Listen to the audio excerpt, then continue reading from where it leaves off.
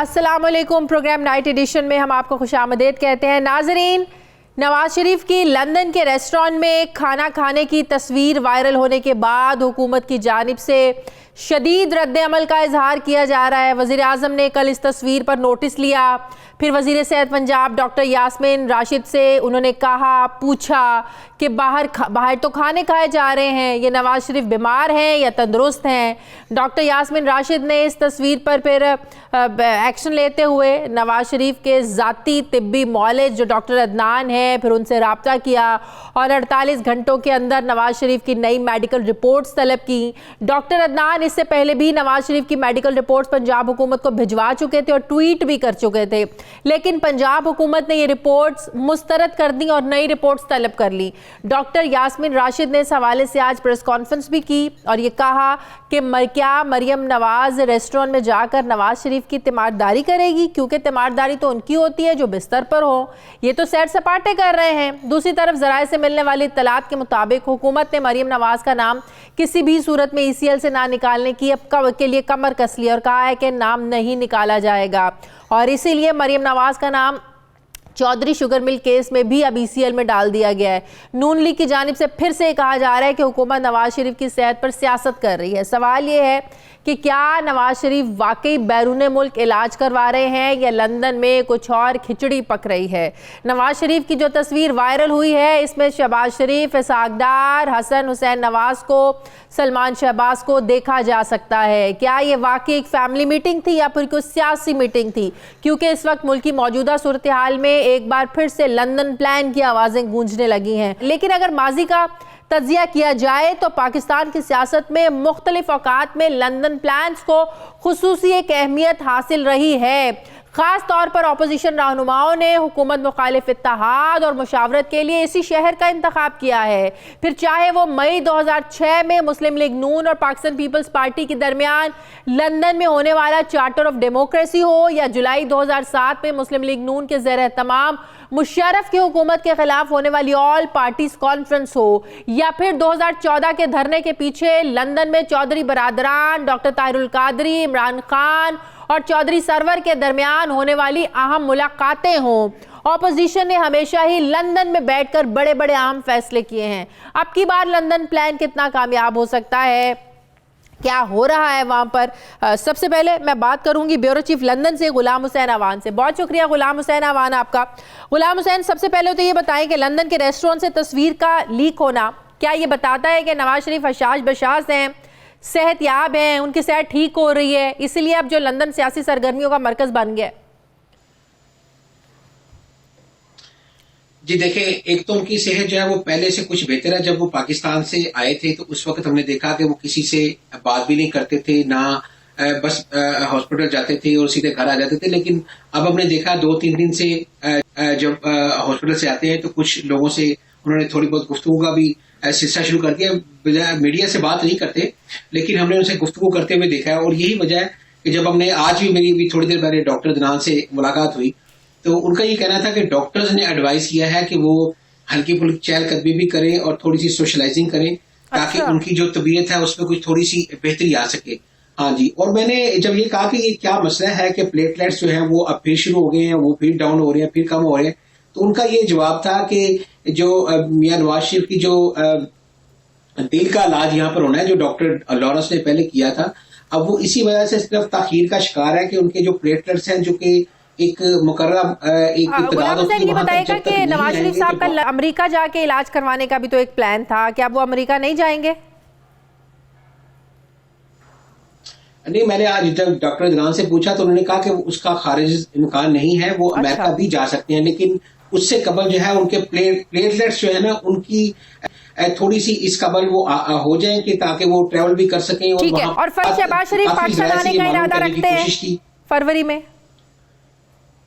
جی بالکل. فیملی زین نے بتایا کہ 15 فروری سے قبل وہ پاکستان میں ہوں گے، اور اس کے لیے جو ہے وہ کافی ساری چیزیں تیار کی جا رہی ہیں، ہوم ورک کیا جا رہا ہے کافی. کیونکہ میں نے یہ کافی شریف فیملی سے یہ معلوم کرنے کی کوشش کی کہ جب سے یہ جو آرمی ایکٹ ہے اس کا نون لیگ نے جو ہے اس کی کھل کر غیر مشروط طور پر فیور کیا ہے تو پارٹی کو بڑا دھچکا لگا ان کے بیانیے کو.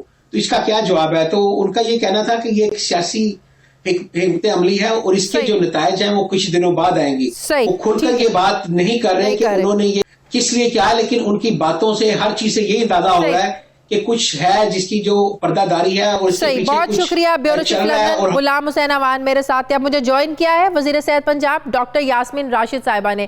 السلام علیکم. بہت بہت شکریہ ڈاکٹر صاحبہ آپ کا. ڈاکٹر صاحبہ، سب سے پہلا الزام تو آج آپ پر یہ لگا جب آپ نے پریس کانفرنس کی، جب سے کل سے تصویر وائرل ہوئی ہے، آپ سے بھی پوچھا جا رہا ہے کہ ذرا پتہ کریں نواز شریف صاحب ٹھیک ہیں، تندرست ہیں، وہ تو باہر ریسٹورانٹ میں انجوائے کرتے پھر رہے ہیں. آپ پر آپ سب سے پہلے الزام مریم اورنگزیب صاحبہ نے آج یہ لگایا آپ کی پریس کانفرنس کے بعد کہ آپ نے عمران صاحب کے دباؤ پر جھوٹ پر مبنی سیاسی پریس کانفرنس کی، اور نواز شریف کی رپورٹ موجود ہونے کے باوجود آپ نے آج سیاسی تماشا کیا ہے.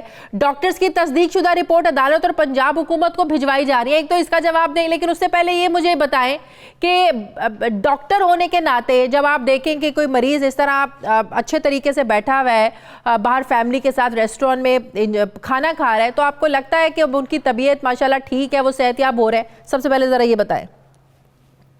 اللہ کرے جی صحت یاب ہوں. میرا خیال ہے شازیہ سب سے امپورٹنٹ چیز ہے. میں بطور ڈاکٹر ہمیشہ سب کے لیے بھلا ہی سوچتی ہوں، اور میں چاہتی ہوں کہ ہر بندہ صحت یاب ہو، اور میں چاہتی ہوں نواز شریف صاحب صحت یاب ہو کے واپس پاکستان آئیں اور اپنی سینٹنس سرو کریں، جو کہ ان کو کرنی چاہیے. امپورٹنٹ یہ چیز ہے. مجھے بڑا افسوس ہوتا ہے کہ مریم وہ جو ہیں مریم اورنگزیب، انہوں نے اس طرح کی بات کر کے وہ میرے ساتھ دنیا ٹی وی پہ بھی آ کے اور جو انہوں نے شور مچانا شروع کر دیا. 13 تاریخ کی یہ کہہ رہی ہیں جی رپورٹیں آئی ہیں. یہ وہ رپورٹیں ہیں جو میں نے پرسنلی فون کر کے ان کو کہا، عدنان صاحب کو، کہ بھئی آپ نے ہمیں رپورٹیں کیوں نہیں بھیجی. وجہ میں آپ کو بتاؤں، یہ کوئی آج کی تھوڑی ہم رپورٹوں کے پیچھے پڑے ہوئے ہیں. 25 تاریخ کو جب ان کی حد ختم ہوئی، وقت کی ان کا ٹائم ختم ہوا، تو انہوں نے خواجہ حارث صاحب نے ایک رپورٹ جو ہے وہ دے دی اس کو ہوم ڈپارٹمنٹ کو کہ جی یہ رپورٹیں آئی ہیں. ہوم ڈپارٹمنٹ میں 27 تاریخ کو ہمیں بھیجوائیں.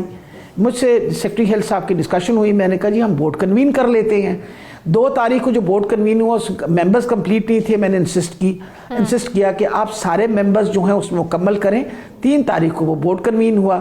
بورڈ نے ہمیں جو بتایا، رپورٹ بتائی. انہوں نے کہا کہ میڈم وہ جو ہمارے پاس آئی ہیں ان کی رپورٹ اور وہ جو انہوں نے لکھ کے بھیجا، وہ تو وہ سارا کچھ وہی ہے جو ہم نے لکھ کے پہلے دیا تھا.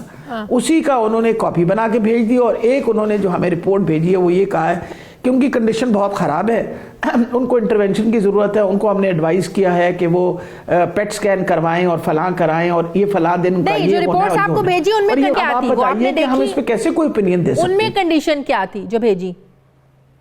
کچھ اس میں جو رپورٹس بالکل آپ سمجھیے کہ جو ہم نے رپورٹ ڈسچارج کی سلپ دی تھی نا، اس کو انہوں نے تقریباً این مین کر کے بھیج دی تھی کہ یہ کام ہوا اور اب ہم نے ان کو یہ ایڈوائس دی ہے. اب ہمارے لیے امپورٹنٹ یہ ہے کہ اگر آپ علاج کروا رہے ہیں اور علاج کے لیے آپ نے ٹیسٹ کروانے ہیں تو وہ مہربانی کر کے وہ ٹیسٹ جو ہیں ان کی رپورٹیں بھیجوائیے. اب جب میری عدنان صاحب سے بات ہوئی تو انہوں نے مجھے بتایا کہ جو ان کے پیٹ سکین ہوئے ہیں، 1 ہوا یا 2 ہوا. یہ میں آپ سے پوچھنا چاہ رہی ہوں کہ آپ نے ڈاکٹر عدنان کو فون بھی کیا، پرائم منسٹر سے کہا تھا کہ ذرا آپ پتہ کریں. آپ نے ان سے پوچھا کہ کیا نواز شریف کا گھومنا ان کے علاج کا حصہ ہے؟ آپ کی ڈاکٹر عدنان سے بات کیا ہوئی؟ ان کا جواب کیا تھا؟ آپ کی بات ہوئی کیا ڈاکٹر عدنان سے؟ جی بالکل. میں نے ان سے فون کر کے یہ پوچھا کہ ڈاکٹر صاحب آپ کے مریض وہاں علاج کروانے گئے ہیں. ابھی جو ایک تصویر وائرل ہوئی ہے، اسی طریقے سے میں نے کہا کہ جو تصویر وائرل ہوئی ہے اس کے مطابق تو he sitting in a restaurant. آپ کہتے ہیں کہ ان کی طبیعت بہت خراب ہے، اس طرف یہاں ان کی بیٹی ڈیمانڈ کر رہی ہیں کہ جی میں نے ان کی تیمارداری کے لیے جانا ہے. تو دیکھنے میں تو کس قسم کی تیمارداری کریں گی؟ مجھے تو ابھی سمجھ نہیں آئی اس بات کی. تو مجھے وہ کہنے لگے کہ نہیں میڈم وہ ہم آپ کو بھیجتے ہیں رپورٹس، وہ اصل میں ان کے ٹیسٹ فلاں. تو میں نے کہا آپ نے کیوں نہیں بھجوائی؟ جن دنوں سے ہم رپورٹیں مانگ رہے ہیں آپ سے مسئلے، اور یہ تو آپ کی کمٹمنٹ تھی ہمارے ساتھ کہ آپ رپورٹس ریگولرلی بھیجیں گے. اگر تو ہو گئے اسکین تو why were those reports not shared with us? میں کس طرح اپنے بورڈ کو کنوین کروں؟ یہ پھر میں نے ہوم والوں سے بات کی کہ جی میں نے. انہوں نے کیا جواب دیا؟ کب بھیجیں گے رپورٹس؟ کیا جواب تھا پھر ان کا؟ تازہ انہوں نے کہا جی، انہوں نے آگے سے کہا جی ہم رپورٹیں آپ کو امیڈیٹلی بھجواتے. اب مقصد یہ ہے کہ جب آپ کوئی آفیشیل رپورٹ بھجواتے ہیں اس کا ایک طریقہ ہوتا ہے، وہاں نوٹری کمیشن اس کے اوپر مہر لگائے گی، اس کے بعد ہمارے جو اپنی ہائی کمیشن ہے اس کو اوتھینٹیکیٹ کرے گی، اوتھینٹیکیٹ کرنے کے بعد وہ ہوم ڈپارٹمنٹ کو بھیجیں گے۔ جب آپ کے پاس تازہ رپورٹس آئیں گی، 25 دسمبر کو نواز شریف کو دی گئی مہلت ختم ہوگی، اب نئی رپورٹس آنے کے بعد حکومت فیصلہ کرے گی کہ بھئی آپ نے ضمانت دینی ہے، وہاں مزید رہنے دینا ہے، نہیں رہنے دینا ہے، پھر فیصلہ ہوگا رپورٹ جی کو دیکھنے کے بعد۔ بالکل یہی بات تو ہم اسی بات پہ تو میں نے کہا کہ بھئی آپ رپورٹیں بھیجیں گے، ایک پراپر طریقہ ہوتا ہے ان رپورٹوں کا، وہ رپورٹیں آئیں گی، جب وہ ہوم ڈپارٹمنٹ والے میرے پاس ڈائریکٹ کریں گے وہ رپورٹ تو پھر ہم بورڈ کنوین کریں گے۔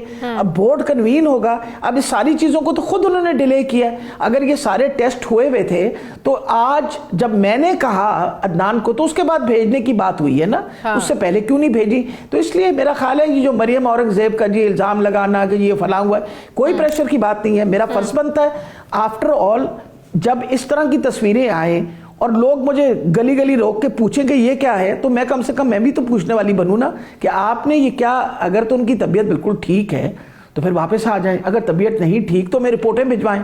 اینڈ آف دا ڈے اگر وہ جس طرح آپ نے فرمایا کہ وہ ہوا خوری کے لیے، میں نے ان سے یہ بات پوچھی، میں نے کہا آپ یہ بتائیے کہ اتنے ہائی رسک پیشنٹ ہیں، وہ ان کو دل کی بھی تکلیف ہے، کسی وقت سٹروک بھی ہو سکتا ہے، آپ تو ان کے ساتھ نہیں ہیں اس میں، ہی از ناٹ دیئر۔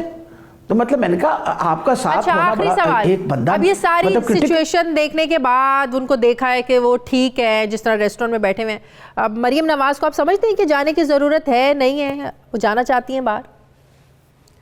اب میرا خیال ہے پاکستان کا ہر بندہ یہی سوچ رہا ہوگا۔ آپ کا کیا خیال ہے اس کے بارے میں؟ آپ کا بھی تو شازیہ کوئی اوپینین ہونا چاہیے، تصویر تو آپ نے بھی دیکھ لی ہے اور میں نے بھی دیکھ لی، تو امپورٹنٹ یہ چیز ہے۔ اب ہمارے پاس رپورٹس آئیں گی، رپورٹس اب ہم اپنے بورڈ کو دیں گے، پھر رپورٹ کے مطابق۔ ٹھیک ہے، بہت بہت شکریہ وزیر صحت پنجاب ڈاکٹر یاسمین راشد صاحبہ میرے ساتھ تھیں۔ مجھے پروگرام میں ایک بریک لینی ہے، واپس آتے ہیں وقفے کے بعد۔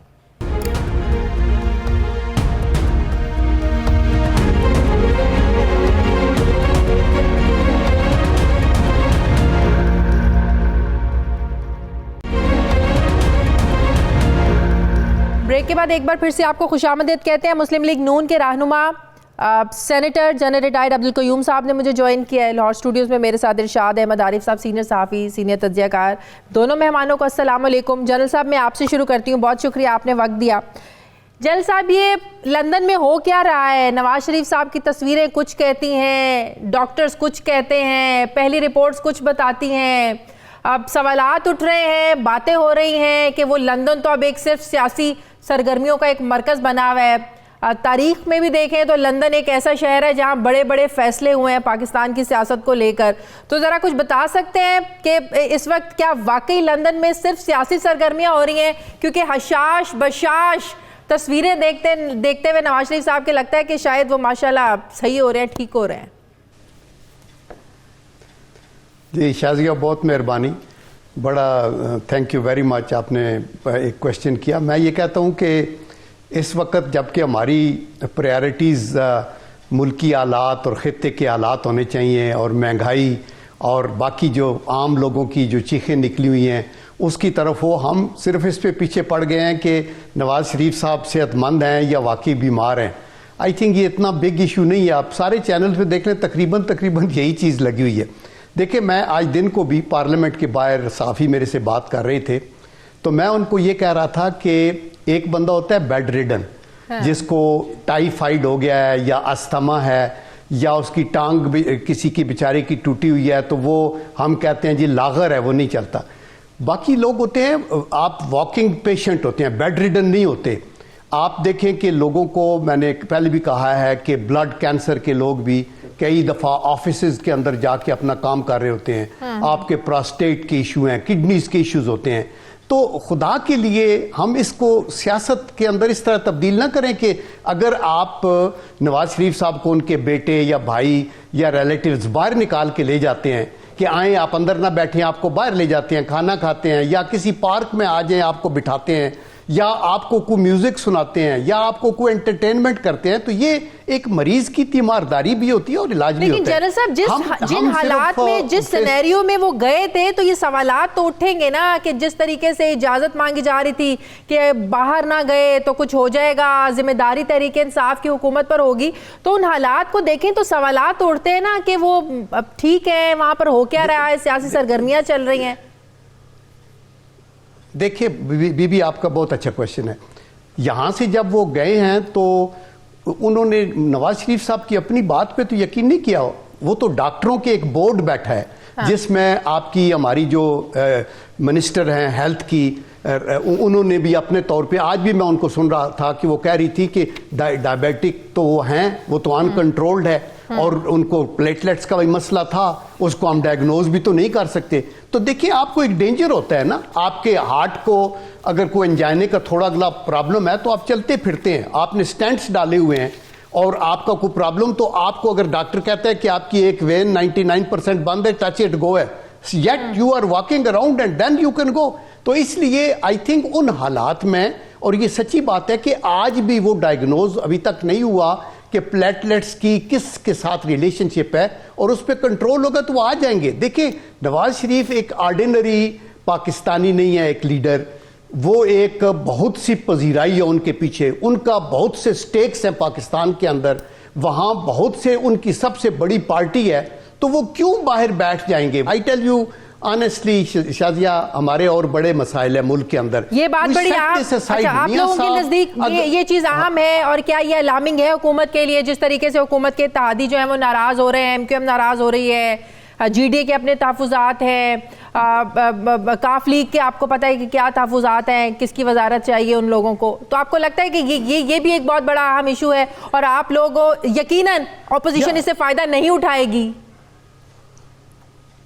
دیکھیں میں آپ کو بتاؤں، میں یہ کہنا چاہتا ہوں کہ پہلی بات تو ایز اے پاکستانی میں یہ سوچتا ہوں کہ ہر حکومت کو اپنا ٹینیور مکمل کرنا چاہیے، کنٹینیوٹی آف پالیسی ہونی چاہیے. اللہ تعالیٰ کرے ہم اس کے متعامل نہیں ہو سکتے جوڑ توڑ، لیکن اگر ایک حکومت ایک قدم آگے بھی نہ رکھے اور 2 قدم پیچھے چلی جائے تو اتحادیوں کو بھی مطمئن نہ کر سکے، اور ہر کوئی کہے کہ یہ سلائیڈ بیک ہو رہا ہے، لوگوں کی چیخیں نکل جائیں، انفلیشن اوپر سے اوپر جا رہی ہو، آپ کو کوئی light at the end of the tunnel نہ نظر آئے، تو پھر آپ کی تو 4 ووٹوں کی اکثریت ہے. The moment P M L Q یا ایم کیو ایم یا کوئی ان میں سے کہتے ہیں جی سوری ہم آپ کے ساتھ پلان نہیں کر سکتے چونکہ ملک بھی پیچھے سلائیڈ بیک کر رہا ہے، تو اسی وقت حکومت ایک آئینی طریقے سے وہ ٹوٹ جاتی ہے اور وہ پھر آگے کا مسئلہ شروع ہو جاتا ہے. تو اس لیے میرے خیال میں ان کو اتحادیوں کو مطمئن کرنا چاہیے، یہ ان کے اتحادی ہیں، اور اگر وہ مطمئن نہیں ہو رہے تو پوری قوم بھی نہیں مطمئن. آخری سوال، نون لیگ کوئی تیاری نہیں کر رہی تحریک عدم اعتماد لانے کی؟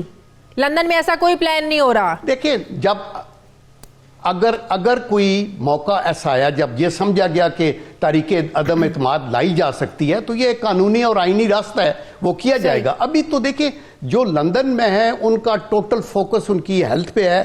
نواز شریف صاحب کی اللہ کرم کرے وہ بہتر ہو، وہ فوراً ادھر آئیں اور وہ پارٹی کے ساتھ ہوں، شہباز شریف صاحب ہوں، تو ہم تو یہ دیکھ رہے ہیں. لیکن ہماری پارٹی قائم و دائم ہے، ادھر چیئرمین راجہ ظفر الحق صاحب، ہمارے سیکرٹری جنرل کو چلو اندر کیے ہوئے ہیں، باقی لوگ ہر صوبے کے اندر اس کے صدور موجود ہیں، ورکرز انٹیکٹ ہیں، ہم پارلیمنٹیرینز انٹیکٹ ہیں.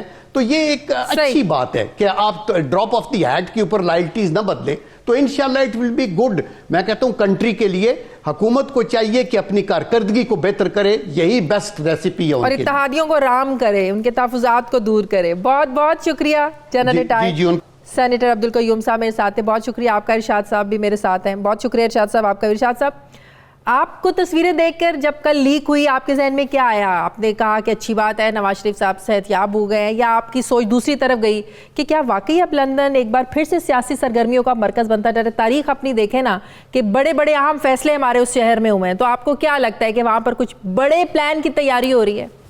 دیکھیں 2-3 چیزیں ہمیں ذہن میں رکھنی چاہیے. نمبر 1 تو یہ ہے کہ میاں نواز شریف صاحب جو بیرون ملک گئے ہیں یا ان کی ضمانت ہوئی ہے، وہ صرف وجہ بیماری نہیں تھی. صحیح، ٹھیک ہے جی. مریم نواز صاحبہ کی جو ضمانت ہوئی ہے قانونی بنیادوں پر اور ایک خاتون ہونے کے حوالے سے وجہ صرف نواز شریف صاحب کی بیماری نہیں تھی، اور اگر وہ وہاں بیٹھے ہوئے ہیں تو صرف علاج معالجے کی غرض سے نہیں بیٹھے ہوئے، کیونکہ یہ ساری چیزیں اس وقت تک نون لیگ کے جو ورکر تھے وہ بھی مانتے تھے، ان کے مخالفین بھی تذبذب کا شکار تھے، جب تک نواز شریف صاحب، شہباز شریف صاحب، مریم نواز صاحبہ نے وہ بیانیہ ترک نہیں کیا جو ووٹ کو عزت دو اور خلائی مخلوق اور محکمہ زراعت اور یہ اور وہ ساری چیزیں چل رہی تھیں، اس وقت تک صورتحال بالکل مختلف تھی۔ جب وہ ساری زبان بندی ہو گئی ہر سطح پہ تو لوگ کو پتہ چل گیا کہ میرے جیسے لوگ جو کہتے تھے کہ کچھ ارینجمنٹس ہو رہی ہیں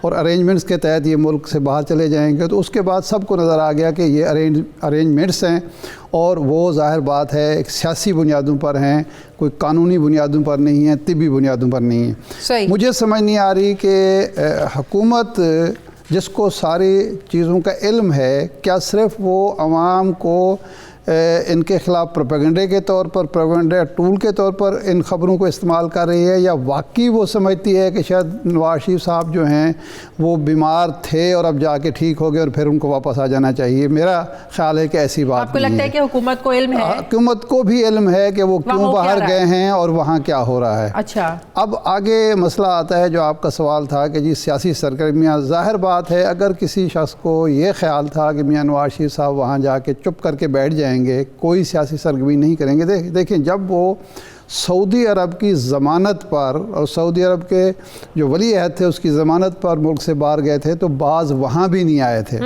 اور اس کی وجہ سے آخر میں سعودی بادشاہ کو اپنا بھائی بھیجنا پڑا یہاں آ کے، جس نے کہا کہ جی آپ نے معاہدے کی خلاف ورزی کی ہے۔ انہوں نے دو چیزیں، ایک تو یہ جو تھا تاثر اور یا الزام قبول کر لیا کہ میں معاہدے کی خلاف ورزی کر رہا ہوں، لیکن سیاست سے باز نہیں آئے۔ اب کیسے توقع کی جا سکتی ہے کہ وہاں بیٹھ کے وہ سیاست نہیں کریں گے؟ اب یہاں حکومت کی جو کمزوری نظر آ رہی ہے وہ یہ ہے کہ حکومت ابھی تک 1.25 سال کے عرصے میں اپنی جو اکثریت تھی، تھن اکثریت جو ہے 4، 5، 6 ووٹوں کی، اس کو بڑھا نہیں سکی اکثریت کو، اور ابھی بھی وہ ان بیساکھیوں پر قائم ہے۔ ایک بیساکھی کاف لیگ کی ہے، ایک جی ڈی اے کی ہے، ایک ایم کیو ایم کی ہے، اور ہر وقت وہ خوف کا شکار رہتی ہے، اور اس کی اپوزیشن اس کا فائدہ اٹھا سکتی ہے۔ اپوزیشن کا مسئلہ یہ ہے، اپوزیشن نے فائدہ اٹھانے کی جب کوشش کی، وہ جو سنجرانی صاحب کے خلاف تحریک عدم اعتماد تھی وہ بیسیکلی فائدہ اٹھانے کی کوشش تھی، اس پہ اپوزیشن کو پتہ چلا کہ نہیں یہ آسان کام نہیں ہے۔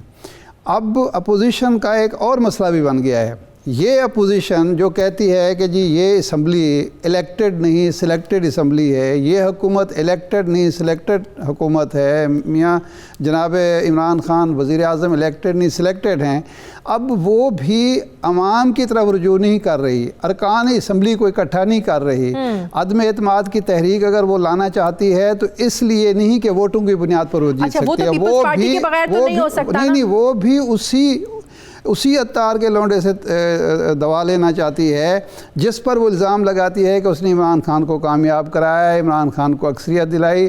جس اسمبلی کو وہ الیکٹڈ نہیں مانتی، سلیکٹڈ مانتی ہے، وہ خواہ بلاول ہوں، خواہ شہباز شریف صاحب ہوں، مریم نواز صاحبہ ہوں، نواز شریف صاحب، سب کی کوشش یہ ہے کہ جو سلیکٹڈ ہیں، سلیکٹر ہیں، وہ اب ہم پر نظر کرم فرمائیں۔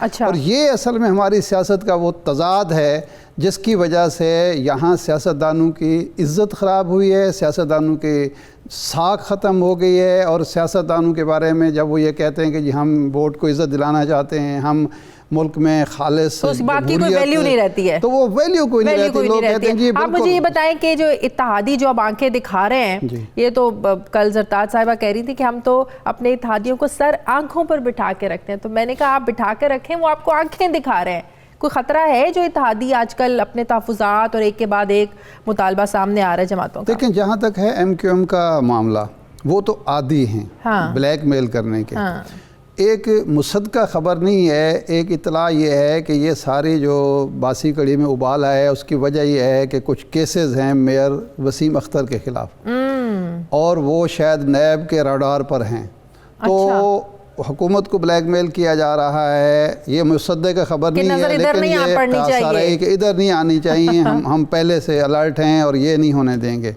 لیکن اگر یہ بات بھی نہ ہو تو یہ ایم کیو ایم کا پرانا وتیرہ ہے. لیکن اگر جی ڈی اے بھی آ جاتی ہے میدان میں اور کاف لیگ بھی آ جاتی ہے. دوسری وزارت بھی تو مانگ رہے ہیں نا, ان کا یہ بھی تو مطالبہ فروغ نسیم کی وزارت کا, وہ اپنے حصے میں تو گن ہی نہیں رہے نا. دیکھیں بات یہ ہے کہ یہ ان کو 14 مہینے یا 16 مہینے کے بعد پتہ چلا کہ فروغ نسیم ہماری چوائس نہیں ہے یا ہمارے کوٹے میں نہیں ہے. 16 مہینے کے بعد اگر ان کو پتہ چلا ہے تو یہ عجیب سی بات ہے. یہ بات نہیں ہے, یہ بہانے ہوتے ہیں. جب ہوئے بدرا بہانہ بسیار, جب آپ فیصلہ کر لیتے ہیں کسی حکومت کو بلیک میل کرنے کا تو بہانے آپ کے پاس اس ملک کی سیاست میں موجود ہوتے ہیں. وہ کاف لیگ کے پاس بھی ہوں گے, جی ڈی اے کے پاس بھی, ان کے پاس.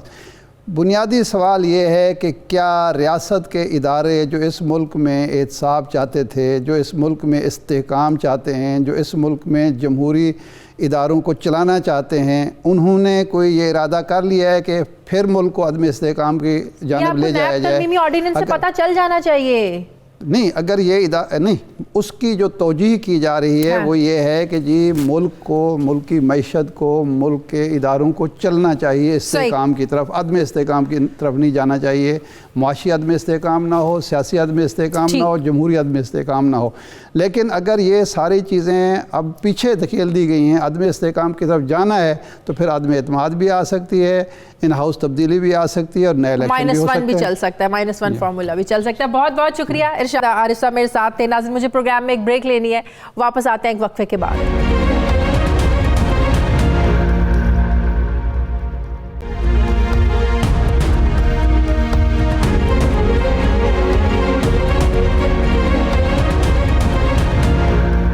ناظرین, بھارت کے اگست 2019 میں کشمیر کی خصوصی حیثیت ختم کرنے کے سیاہ اقدام کے بعد سے کشمیر کا معاملہ ایک بار پھر سے عالمی دنیا کی نظروں میں آیا ہے. لیکن بدقسمتی سے عالمی دنیا 163 دن گزرنے کے بعد بھی بھارت پر ایسے دباؤ ڈالنے میں ناکام رہی ہے جسے بھارت کشمیر میں جاری ظلم و ستم کو ختم کر دے. ایسا دباؤ نہیں ڈالا گیا اور اسے بھارت کی ہٹ دھرمی کہیں یا عالمی دنیا کی بے حسی. حقیقت یہ ہے کہ ظلم صرف کشمیری ہی برداشت کر رہے ہیں, جس کا کسی کو شاید احساس بھی نہیں ہے. اگست میں ہی پاکستان کی کوششوں سے اقوام متحدہ کی سلامتی کونسل کے اجلاس میں 50 سالوں کے بعد کشمیر کے معاملے پر بات ہوئی, جبکہ ایک بار پھر سے اب پاکستان کی درخواست پر اور چائنا کی بھرپور حمایت پر اقوام متحدہ کی سلامتی کونسل کے اجلاس میں کشمیر کا معاملہ زیر بحث آئے گا.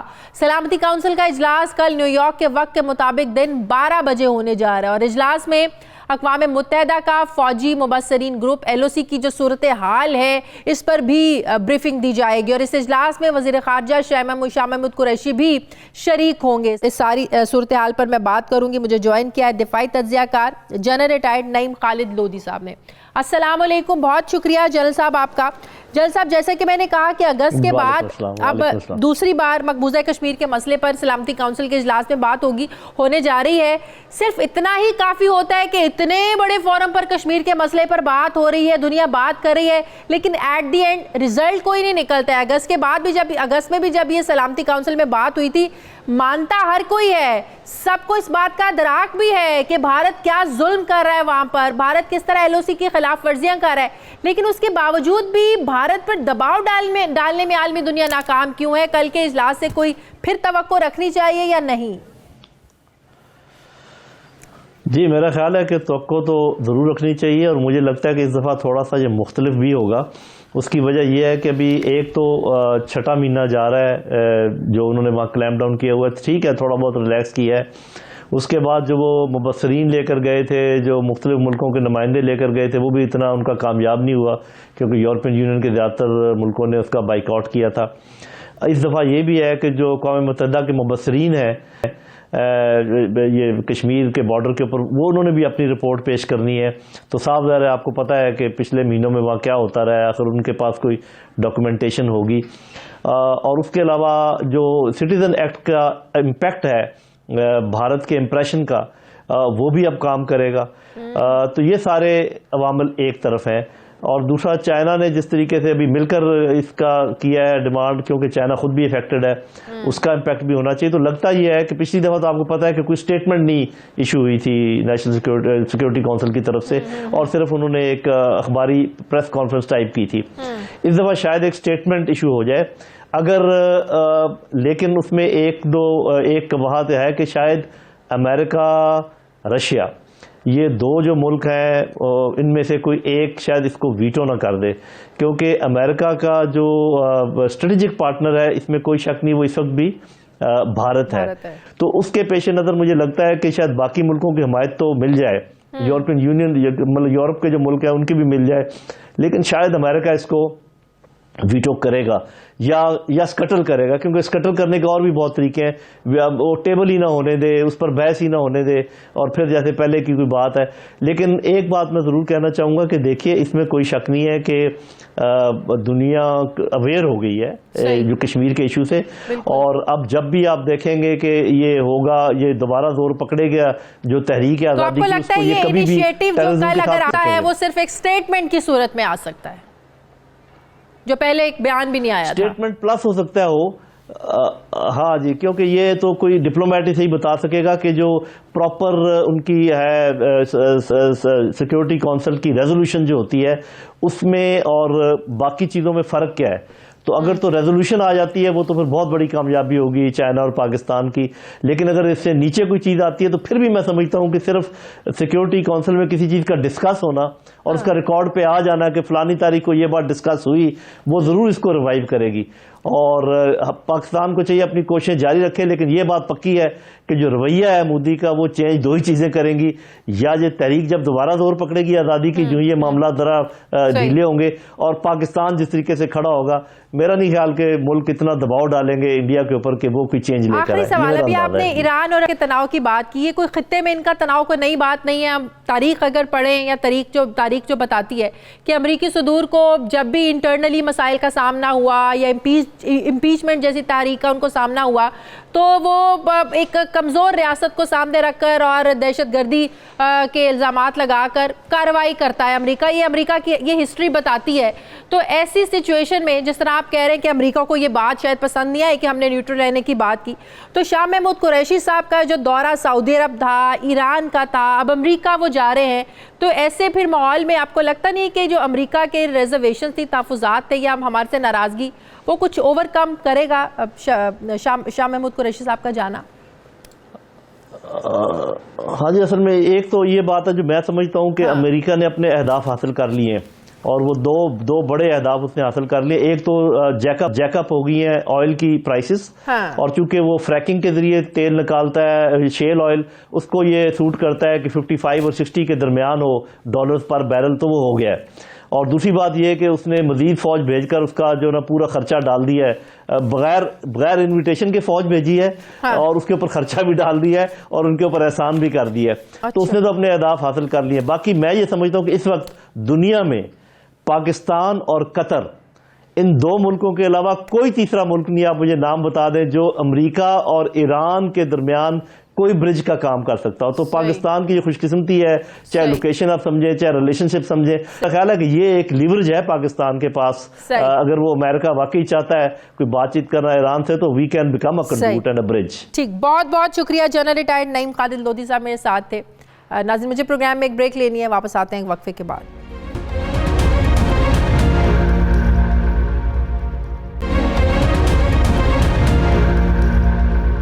ناظرین، حکومت پاور سیکٹر کی صورتحال پر پریشان نظر آ رہی ہے. ذرائع سے ملنے والی خبر کے مطابق گردشی قرضہ 1600 ارب روپے سے تجاوز کرتا ہوا رواں سال اگست تک 2100 ارب روپے تک پہنچنے کا خدشہ پیدا ہو گیا ہے.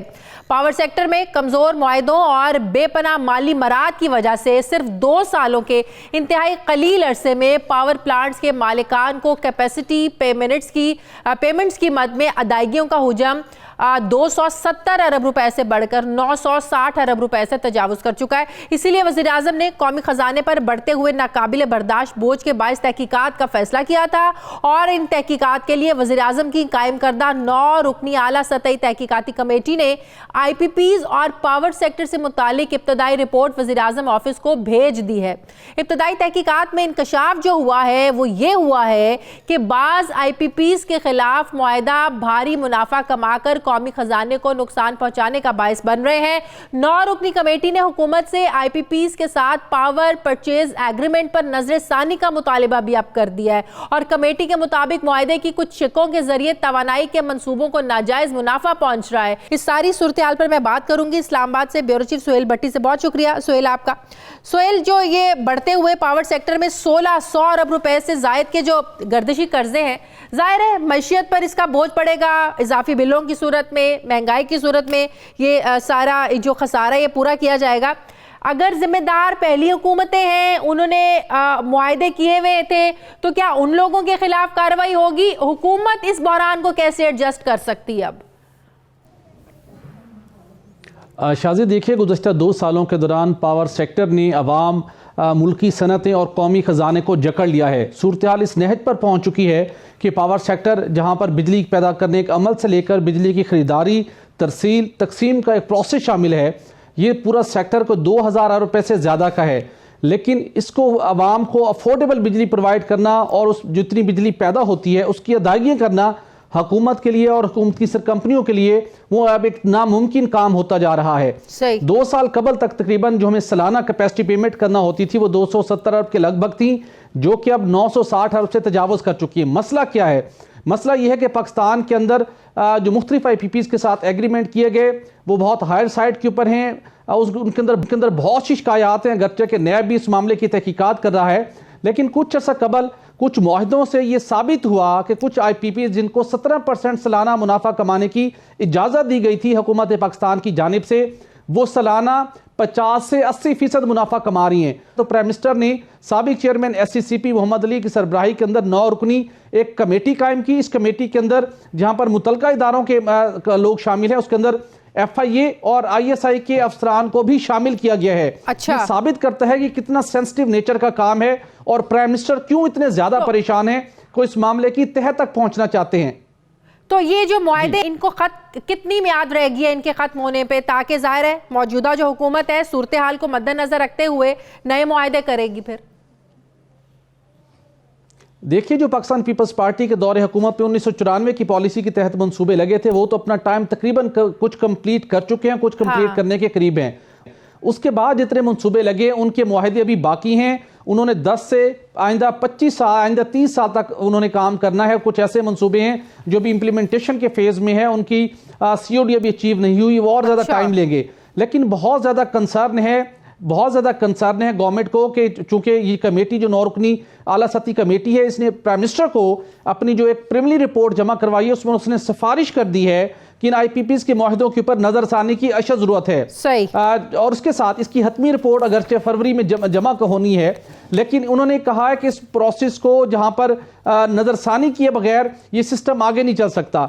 देखिए, शायद दुनिया का कोई ऐसा मुल्क हो जहां पर इतनी महंगी बिजली पैदा की जाती हो और उसके बाद कोई पावर प्लांट, जैसे मैंने कहा, कि वो इतना ज्यादा रिटर्न हासिल करता हो। मामला ये है कि जब आर्मी चीफ से ताजरों ने मुलाकात की गुज़श्ता साल, आपको याद होगा, वहां पर ताजर दीगर मसाइल के साथ महंगी बिजली के मामले के ऊपर फट पड़े, क्योंकि अगर हमने एक्सपोर्ट बढ़ानी है, हमारी जीरो रेटेड इंडस्ट्री ने अगर तरक्की करनी है तो उसे सस्ते दाम के ऊपर बिजली चाहिए ताकि वो सस्ते दाम के ऊपर अपनी अशिया तैयार करके आलमी मार्केट के अंदर compete कर सकें। महंगी बिजली की वजह से हमारी महंगाई भी बढ़ रही है। रिसेंटली कैबिनेट मीटिंग हुई, वहां पर वुज़रा फट पड़े महंगाई की वजह से, तो वहां पर भी प्राइम मिनिस्टर की सरकारी दस्तावेज जो हमारे पास जिसकी कॉपी मौजूद है, वहां पर उन बताया गया कि बिजली महंगी होने की वजह से मुल्क के अंदर महंगाई की शरह रिकॉर्ड लेवल तक पहुंची है। उसके अंदर मेजर फैक्टर है बिजली का भी। तो बिजली की कीमतों में कमी लाने के लिए लाजिम है कि इनके मुआहदों के ऊपर नजरसानी की जाए। बहुत बहुत शुक्रिया, सुहेल भट्टी मेरे साथ थे। नाजरीन, तहरीक इंसाफ तब्दीली के नाम पर आई थी, लेकिन ये तब्दीलियां हमें अवामी हालात से ज्यादा ब्यूरोक्रेसी के ओहदों में नजर आ रही हैं। चंद रोज पहले ये खबर सामने आई थी कि वफाकी हुकूमत ने सेक्रेटरी इत्तलात जाहिदा परवीन को ओहदे से हटा दिया है, लेकिन ज़राए का ये दावा है, जो हमारे सोर्सेज हैं वो ये बताते हैं कि जाहिदा परवीन को ओहदे से हटाने के पीछे وجہ ان کی خراب کارکردگی نہیں تھی بلکہ وزیراعظم کی معاون خصوصی برائے اطلاعات و نشریات ڈاکٹر فردوس عاشق اعوان سے اختلافات تھے، اور یہ اختلافات نچلے اسکیل کی اسامیوں پر فردوس عاشق اعوان کے حلقے سیالکوٹ سے تعلق رکھنے والے 30 کے قریب افراد کو نہ رکھنے پر پیدا ہوئے۔ ایسے میں پھر سوال یہ ہے، کیا یہی وہ تبدیلیاں تھیں جن کی وزیراعظم عمران خان بات کیا کرتے تھے؟ کیا وزیراعظم کو اپنی کابینہ پر بھی بھرپور چیک اینڈ بیلنس نہیں رکھنا چاہیے تھا؟ کیا جبکہ دوسری طرف ہم یہ بھی کہیں گے کہ ڈاکٹر فردوس عاشق اعوان صاحبہ اگر اس پر آ کر اپنا موقف بھی دینا چاہیں، جو بات کی جا رہی ہے، جو ان پر الزام لگائے جا رہے ہیں، ہمارا پلیٹ فارم حاضر ہے، آ کر آئیں ہمارے پروگرام میں، آ کر اس کا جواب کبھی بھی وہ دے سکتی ہیں۔ وزیراعظم کو یقیناً اس بات کا نوٹس ضرور لینا چاہیے۔ ناظرین، یہ تھا ہمارا آج کا پروگرام کے لیے آپ ہمیں فیڈ بیک ضرور دیجیے گا، اپنا خیال رکھیے گا۔ میری آپ سے ملاقات ہوگی کل، مجھے اجازت دیجیے، اللہ حافظ۔